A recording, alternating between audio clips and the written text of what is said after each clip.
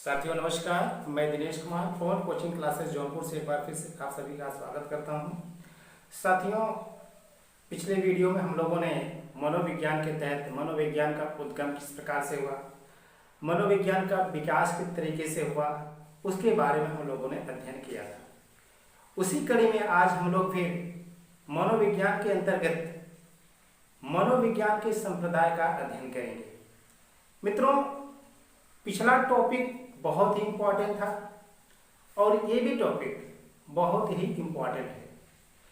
आप लोगों को हम जितने भी टॉपिक, चाहे एनवायरनमेंट से हो या फिर चाइल्ड डेवलपमेंट से हो, जो भी टॉपिक यहाँ हम पढ़ाएंगे, जो परीक्षा की दृष्टि से अति महत्वपूर्ण होगा, उसी टॉपिक को हम लोग पढ़ेंगे।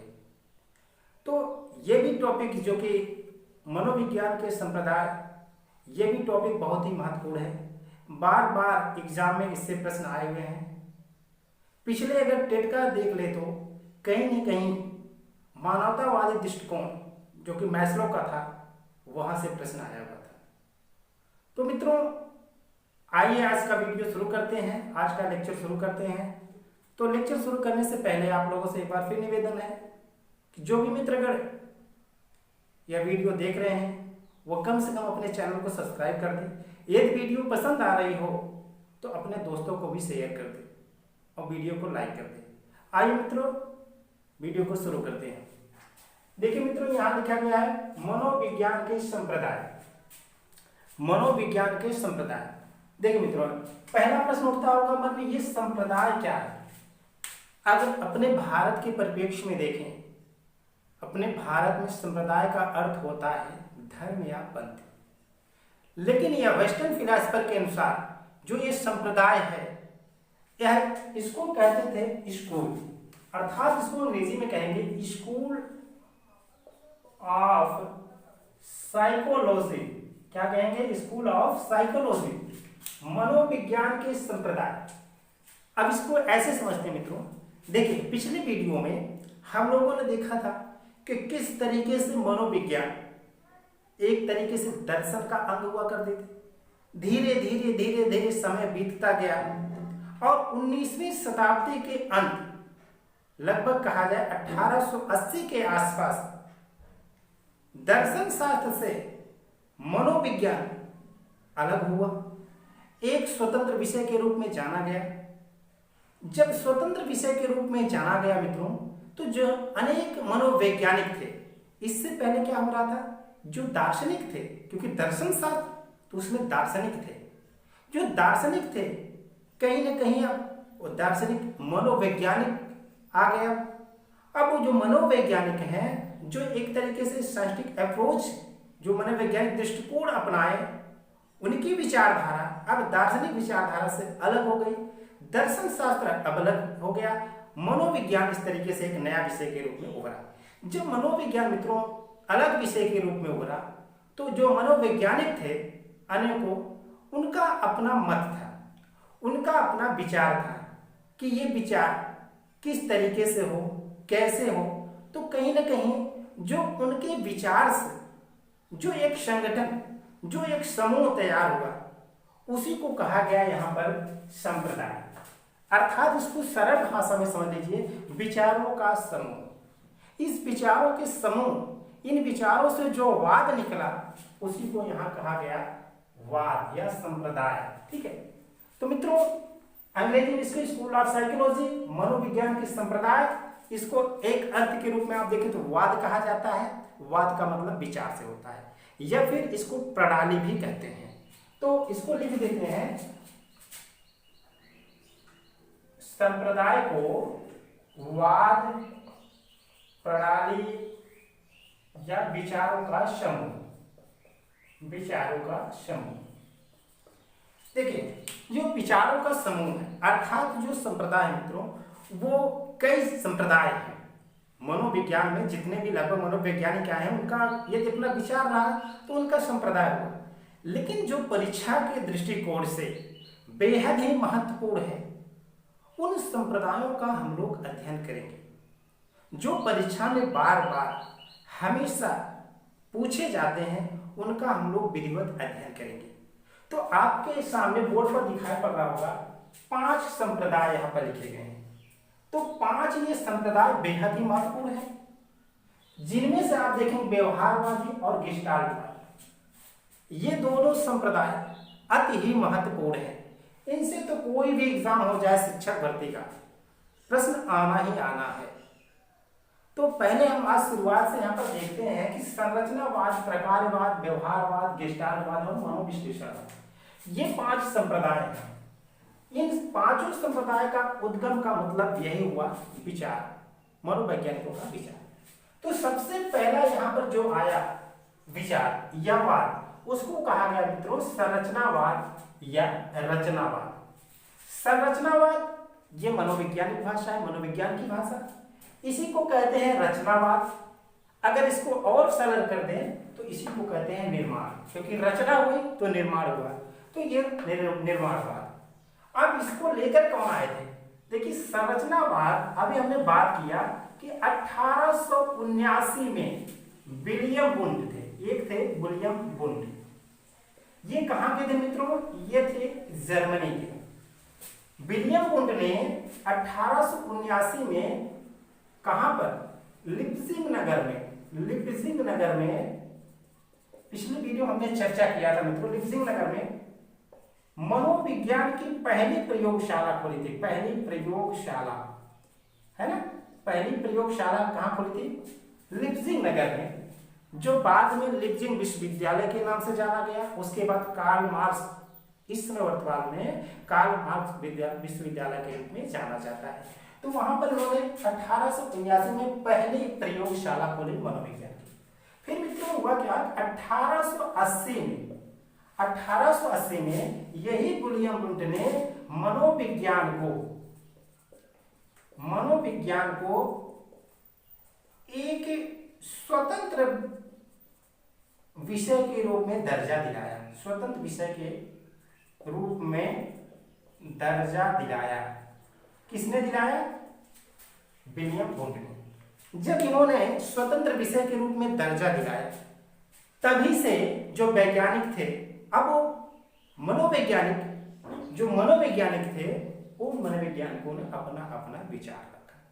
जब अपना विचार रखा तो अलग अलग समूह बने। वही अलग अलग समूह जो है आपके समक्ष है। तो 1880 में मनोविज्ञान को अलग विषय के रूप में देखा गया। जब अलग विषय के रूप में देखा गया मित्रों, तो ये पहला वाद निकला। जो पहला विचार था वो था संरचनावाद, इसी को रचनावाद, इसी को निर्माणवाद। जो इसके प्रवर्तक थे वो थे विलियम वुंड। मित्रों जब इनके प्रवर्तक थे, इनके कुछ न कुछ अनुयायी हुआ करते हैं। जो इनके अनुयायी थे वो थे एडलर। इनके अनुयायियों में या इनके सहयोगी कह लीजिए, एडलर थे और बेडफोर्ड थे और टीचनर थे।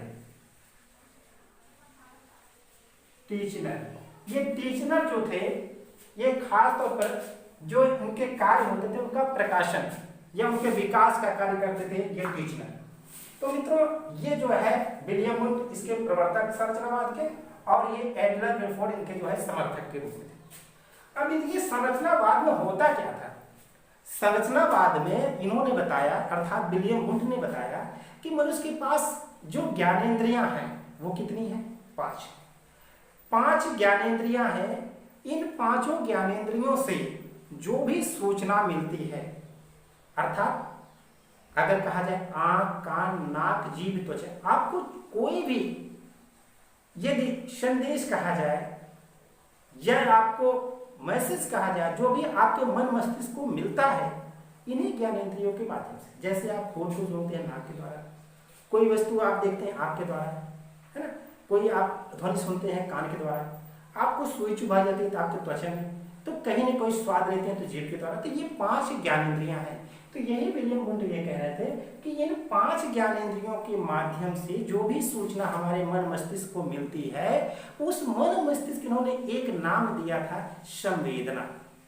शुरुआत में उन्होंने कहा कि ज्ञानेंद्रियों के माध्यम से संवेदना को सबसे पहले सूचना मिलती थी। इसी संवेदना को इन्होंने बताया चेतना। अब इसको और सरल भाषा में समझ लीजिए कि जो छोटी छोटी मानसिक क्रियाएं हैं, जो छोटी छोटी मानसिक अनुभूतियां हैं, उन अनुभूतियों को यदि मस्तिष्क में डाल करके एक जटिल मानसिक क्रिया किया जाए, अर्थात जो पांचों ज्ञानेंद्रियों से जो सूचना मिल रही है, संवेदना या चेतना को मिल रही है, संवेदना, इसी को चेतना भी कहते हैं, क्योंकि देखिए विलियम वुंड चेतना का भी क्या लेकर आए थे, वही संवेदना है। तो ये इन्होंने कह रहे थे कि सबसे पहले जो है इन ज्ञानेंद्रियों के माध्यम से संवेदना को या चेतना को सूचना मिलती है, तो एक प्रतिबिंब बनता है, एक प्रतिबिंब बनता है, एक कहीं ना कहीं उसका एक आकार बन जाता है। मन मस्तिष्क में एक ऐसा प्रतिबिंब बनता है, जैसे आपने मिठाई खाई, आपके सामने बोला जाए कि मिठाई आई है ना, तो जो मिठाई आप खाए होंगे, है ना, अगर बोल दिया जाए जलेबी मिठाई, राष्ट्रीय मिठाई की बात कर लें, तो वो अगर बोल दिया जाए कि ये जलेबी मिठाई है, तो आपके दिमाग में आ जाएगा कि जलेबी किस आकार की होती है। तो कहीं ना कहीं जो आकार है वही बात कर रहा है कि यहाँ जो संरचना या निर्माण या रचनावाद, वहाँ एक निर्माण हुआ, कैसा, एक प्रतिबिंब का, एक आकार का निर्माण हुआ, उस पर इन्होंने अध्ययन किया। जब मित्रों इन्होंने अध्ययन किया, सबसे पहले अपने अंतर्दृष्टि से इन्होंने अध्ययन किया, तो उन्होंने जाना कि जिस विधि का प्रयोग किया उसे कहा गया अंतर्दर्शन विधि। किस विधि से? अंतर्दर्शन विधि। ये अंतर्दर्शन विधि का प्रयोग सबसे पहले किसने किया? विलियम वुंड, और यही इसके प्रवर्तक भी थे। अंतर्दर्शन विधि किसकी देन है? विलियम वुंड की। तो मित्रों, संरचनावाद से जो प्रश्न आते हैं वो प्रश्न ये आते हैं कि सबसे पहला संप्रदाय कौन है? सबसे पहला संप्रदाय कौन है? संरचनावाद। और संरचनावाद संप्रदाय के प्रवर्तक कौन है? William wound.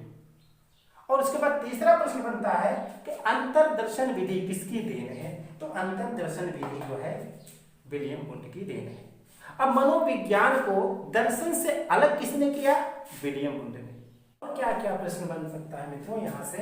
देखिए, एक बार तो यहाँ पर जो है पूरे जो है जो विचार है या संप्रदाय है एक तरफ रख देगा, दूसरी तरफ इनके प्रवर्तक को रख देगा।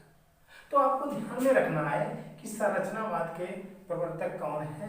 विलियम वुंड है। आइए देखते हैं प्रकारवाद। देखिए, प्रकारवाद कल हम लोगों ने पढ़ा था, या पिछली वीडियो में हम लोगों ने पढ़ा था कि जो चेतना का विज्ञान लेकर के आए थे विलियम वुंड, उनके समर्थकों में कहीं न कहीं एक नाम था विलियम जेम्स का। तो विलियम जेम्स जो थे वो समर्थक थे विलियम वुंड के, लेकिन उनको विचारों में मतभेद हो गया। यहाँ पर विलियम वुंड और विलियम जेम्स के विचारों में मतभेद हो गया। विलियम वुंड जो थे वो संवेदना पे अध्ययन करना चाहते थे, चेतना पर अध्ययन करना चाहते थे। और विलियम जेम्स जो थे, विलियम जेम्स वो चेतना के कार्यों पर या मानसिक क्रियाओं पर वो मानते थे कि जो मानसिक क्रियाएं हैं वो गतिशील है, अर्थात उनका जो प्रत्यक्षीकरण हो, संवेदना के बाद जो चेतना में जो सूचनाएं आ रही हैं, संगठित हो रही हैं, यदि उसका प्रत्यक्षीकरण हो जा रहा है, कोई चीजें निकल के आ रही हैं, तो उनके कार्यों पर अध्ययन किया जाना चाहिए। तो इनसे कहीं न कहीं विलियम वुंड से और विलियम जेम्स से मतभेद हो गया। तो इन्होंने अपना एक नया विचार दिया। किसने? विलियम जेम्स ने। विलियम जेम्स ने नया विचार दिया मित्रों, जिसको कहा गया प्रकारवाद। इसी को कहा जाता है कार्यात्मकवाद। कार्यात्मकवाद इसी को कहा जाता है। इसके प्रवर्तक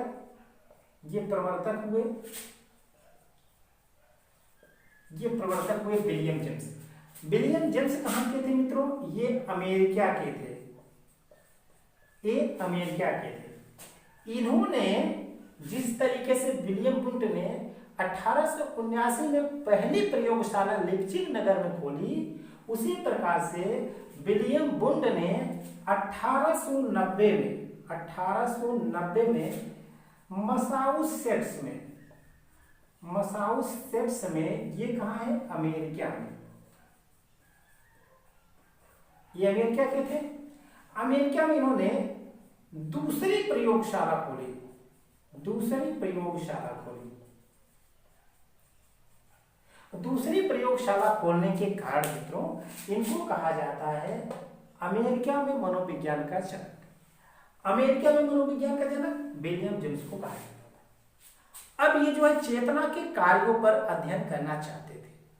अब ये मानते थे मित्रों, ये बहुत ही महत्वपूर्ण है कि चेतना के कार्यों में जो हमेशा मानसिक क्रियाएं गतिशील है, ये जो गतिशील है अगर उस पर बल दिया जाए तो कुछ निष्कर्ष निकल सकता है। इसीलिए मित्रों इनका जो वाद था, जो इनका विचार था, जो इनका संप्रदाय था, वो डार्विन के विकासवादी सिद्धांत से बहुत प्रेरित था। इसके डार्विन के विकासवादी सिद्धांत, ये प्रश्न आता है बार बार मित्रों, नोट कर लीजिएगा इसको कि कौन सा संप्रदाय है जो डार्विन के विकासवादी संप्रदाय से प्रेरित था। ऑप्शन के 4 नाम रख दिए जाएंगे संप्रदाय के, तो आपको ध्यान में रखना है वो कौन सा संप्रदाय था। विलियम जेम्स का प्रकारवाद या कार्यवाद, ठीक है मित्रों। उसके अलावा इस संप्रदाय के माध्यम से जो निष्कर्ष निकलता है, अगर शिक्षा के क्षेत्र में देखें तो शिक्षा के क्षेत्र में इस संप्रदाय में पाठ्य पुस्तक की विषय वस्तु, क्या पाठ्य पुस्तक की विषय वस्तु, पाठ्य पुस्तक की विषय वस्तु। दूसरी बात क्या निकल के आती है, शिक्षण अधिगम विधियां जो है वो इसी प्रकारवाद की देन है। शिक्षण अधिगम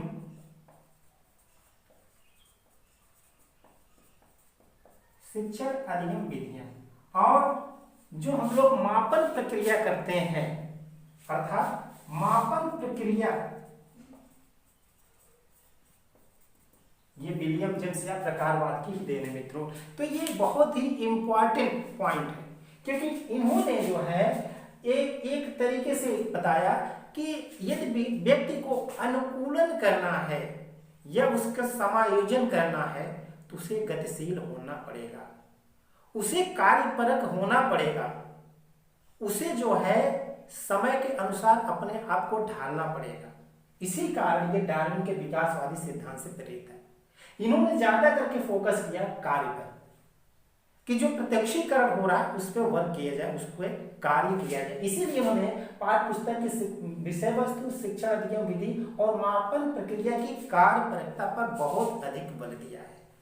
ये भी प्रश्न में आते हैं मित्रों, तो आप समझ लेना वो कौन है, प्रकारवाद है। इस तरीके से ये 2 संप्रदाय हो गए। अब आपसे पूछा जा सकता है कि प्रकारवाद के समर्थक कौन कौन है। जो प्रकारवाद के मित्रों समर्थक थे उनमें प्रमुख नाम आता है, इधर लिख देते हैं, जॉन डीवी का। आप लोगों ने नाम सुना होगा जॉन डीवी का। ये जॉन डीवी थे, ये जो है इनके प्रमुख समर्थकों में थे, इनके प्रकारवाद के प्रमुख समर्थक थे मित्रों। उसके अलावा अगर इनमें और किसी का नाम देखा जाए है केटल का, किसका, केटल का, और कुछ समय के लिए जो है थॉर्नडाइक भी इनके विचार से प्रभावित हुए थे। तो इनके समर्थकों में ये 3 नाम प्रमुख रूप से आते हैं। तो इस तरीके से प्रकारवाद एक और 20वीं शताब्दी में, ये तो चला 19वीं शताब्दी में, है ना। उसके बाद जब 20वीं शताब्दी में व्यवहारवाद आया, अब व्यवहारवाद आया तो व्यवहारवाद ये कहता है कि अब तक आपने जो चेतना या संवेदना पे वर्क कर रहे थे सब मिला करके ये व्यवहारवाद चेतना और प्लस व्यवहार पर अधिक बल दिया। इन्होंने बताया कि व्यक्ति के अंतर्गत जो व्यवहार आता है, अर्थात मनोविज्ञान हम लोग क्या करते हैं, मनोविज्ञान में मानव व्यवहार का अध्ययन है। तो वर्तमान में जो चल रहा है वो व्यवहार का ही विज्ञान चल रहा है। इन्होंने बताया चेतना के माध्यम से जो चीजें, जो सूचना हमको मिल रही है, कहीं न कहीं उनके द्वारा व्यवहार में जो परिवर्तन हो रहा है, जो व्यवहार हो रहा है, उस व्यवहार का एक अपना सीमित क्षेत्र है। सीमित क्षेत्र होने के कारण उनका मापन भी किया जा सकता, वो मापन योग्य हो। तो व्यवहार का विज्ञान लेकर के आए थे जेबी वाटसन। उनके विचारों से मित्रों ये निकला व्यवहारवाद। तो इसके जो प्रवर्तक थे वो थे जेपी वाटसन। कौन थे? JP Watson. अब जेपी वाटसन थे, आप ये समझ पा रहे हैं कि व्यवहारवाद या व्यवहार का विज्ञान इस समय प्रचलन में है वर्तमान समय में। तो इनके समर्थकों में काफी बड़े बड़े नाम हैं, जो कि ईपी पावलोव, सीएल हेल,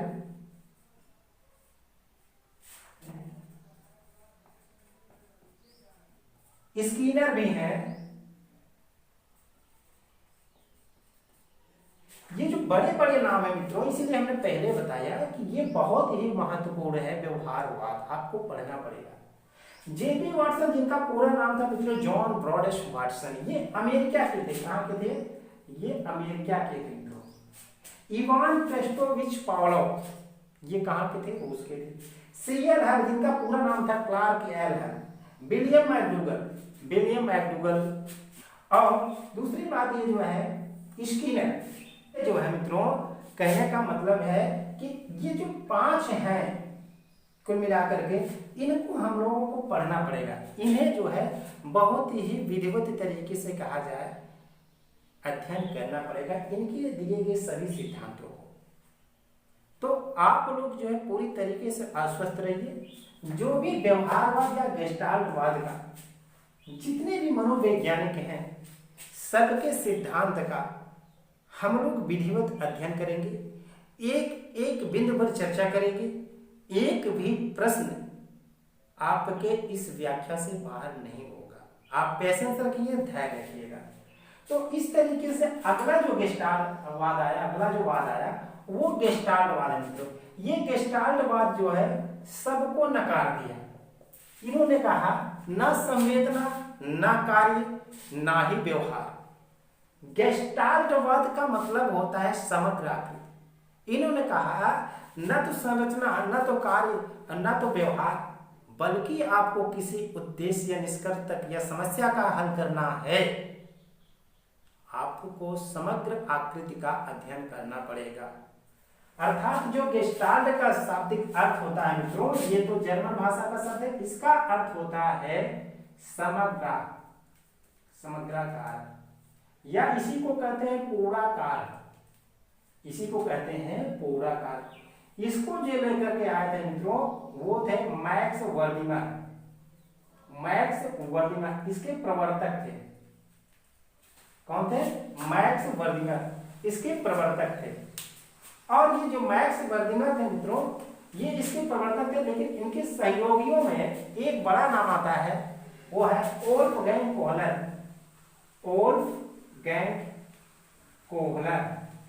आप लोगों ने नाम सुना होगा इनकी थ्योरी, इसका भी हम लोग अध्ययन करें। और जो मुख्य प्रयोगकर्ता थे, ये तो प्रयोगकर्ता थे, इनके सहयोगी में आता है नाम कुर्ट लेविन का, जो क्षेत्रवादी। तो इन्होंने बताया यदि आपके सामने कोई समस्या है, उस समस्या का समाधान करना है, तो आपको समग्र आकृति यानी कि पूर्ण रूप से जो है आपको समस्या पर ध्यान देना होगा। आपको पहले पूर्ण आकृति पर ध्यान देना होगा, समस्या कितनी बड़ी है उसका ध्यान देना होगा। ये नहीं है कि छोटे छोटे बिंदुओं पर या छोटे छोटे अंशों में जाकर के देखना है समस्या का हल करेंगे तो समस्या हल नहीं होगी, जब तक आप समग्र आकृति को ध्यान में नहीं रखेंगे। जब आप समग्र आकृति में ध्यान में रखेंगे तब आपके सामने एक अंतर्दृष्टि आएगी। उस अंतर्दृष्टि को जिसे सूझ कहते हैं, उसके माध्यम से समस्या का समाधान हो जाता है। जिसके लिए जो है कोहलर का एक अंतर्दृष्टि का सिद्धांत, जिसे सूझ का सिद्धांत या इनसाइड थ्योरी, बहुत ही फेमस है। हम लोग आगे उसका अध्ययन करेंगे।